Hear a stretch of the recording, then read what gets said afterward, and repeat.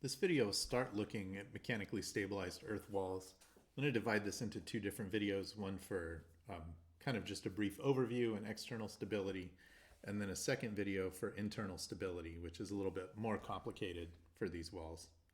So first, mechanically stabilized earth is a pretty ancient method. People have long taken straw and sticks and reinforced mud with those to make stronger material suitable for building adobe blocks to construct homes and things like that. The modern concept, as it's applied to retaining walls, is attributed to Henri Vidal in the 1960s. We built the first mechanically stabilized earth wall in the United States here in 1972, and since that time there's really been a proliferation of these walls, tens of thousands of them in the United States. And they're really prevalent for transportation systems. So you've probably seen these walls before, just driving, for a bridge abutment approach or something like that. A lot of the time that's mechanically stabilized earth.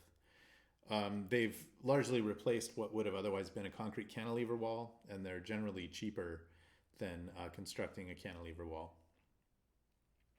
So basically we analyze the reinforced soil mass here as if it's a gravity wall.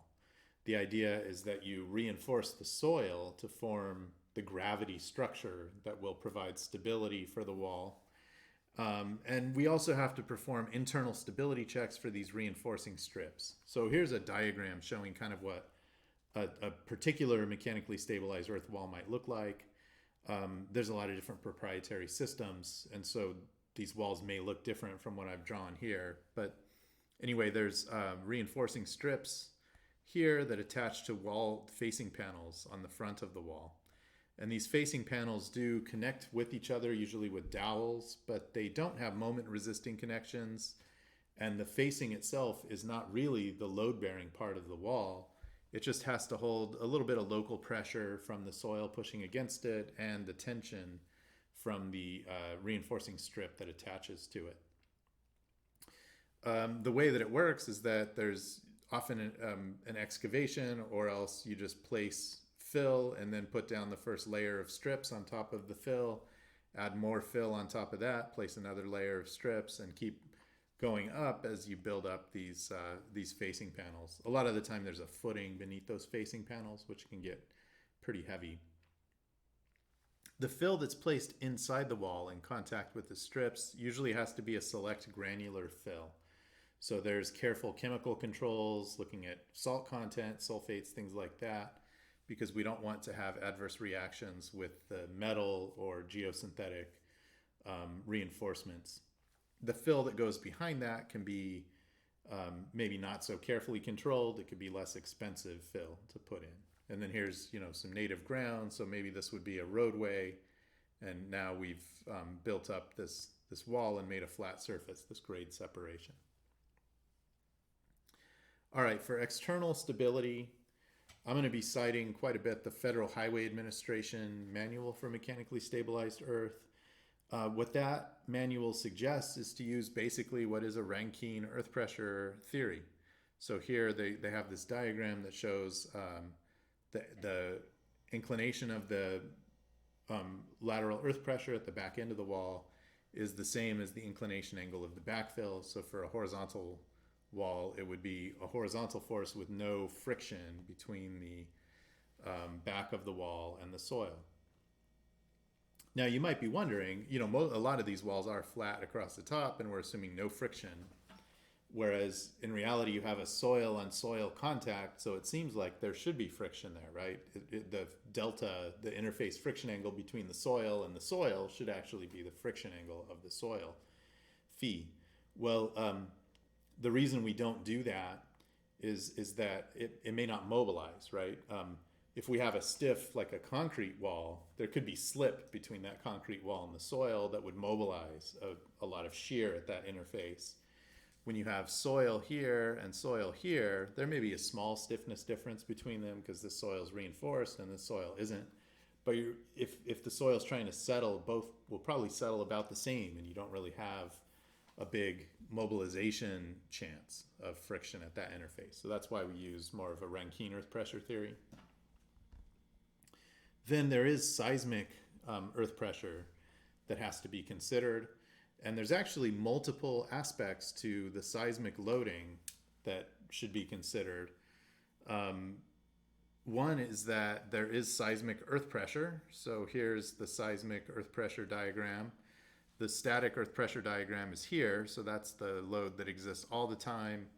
This seismic increment there, PAE, is usually computed using Mononobe-Okabe earth pressure theory, perhaps with an adjusted horizontal earth pressure coefficient. So maybe we don't use peak acceleration for that, but some fraction of it.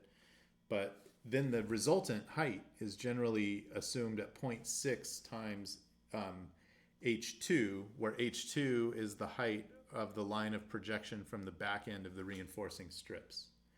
So that's not true, actually. Okay, the Federal Highway Administration manual is a little bit complicated on this issue. So the static pressure distribution goes all the way up to H2, which is this height right here. The seismic earth pressure diagram doesn't go as high. And this is only for inclined backfills. It goes up to this height right there, where you go 0.5 times H2, and then project that line up to the intersection, and that's where the seismic earth pressures act. Okay, and then the second seismic part is the inertia of the reinforced wall mass itself. And they don't take the full mass of the wall right here plus the soil on top. They go with this distance H2 and take this green hatched region and say, okay, there's an additional inertial component arising from the wall itself. So here we've got PAE, static earth pressure, or sorry, PA, static earth pressure. PAE is the seismic component. And then this PIR component is equal to M times this quantity, 1.45 minus A multiplied by A, where A would be like a design lateral load coefficient in units of G.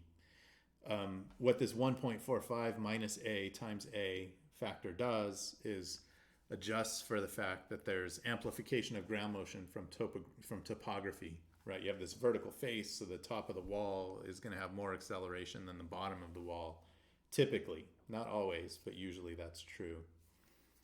And that will depend on shaking intensity, so as the shaking becomes stronger, you will get less amplification because of soil nonlinearity.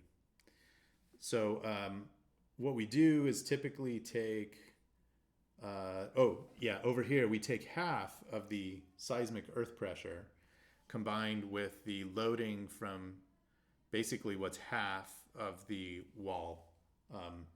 And so the reason why we do that is because these two things may act out of phase, right? The seismic earth pressure and the inertia of the wall may be out of phase. Okay, my own opinion is that this is a system that's probably pretty poorly suited to Mononobe-Okabe type earth pressures. So I don't, if I were the author of the manual, I would have done it differently, but we do need to recognize that Mononobe-Okabe earth pressures are very commonly used. The reason why I don't think they're particularly well suited to this problem is that this wall mass is pretty flexible and compliant, and it's going to have potential for a lot of deformation. So as the soil in the free field tries to deform as waves propagate through, the wall can just kind of move with the soil back and forth. It's not like a rigid concrete block like what you might get for, that would mobilize a lot of earth pressure. So this is one area where I think we're probably over designing for seismic loading. The evidence is that mechanically stabilized earth walls perform quite well during earthquakes, regardless of whether they were designed for big seismic loads or not. And I think it's just because they're so compliant and flexible and tolerant of settlement. So for seismic loading, we usually use a factor of safety that's down around 75% of the factor of safety for static loading. And then there is internal stability. I'll talk about that in the next video.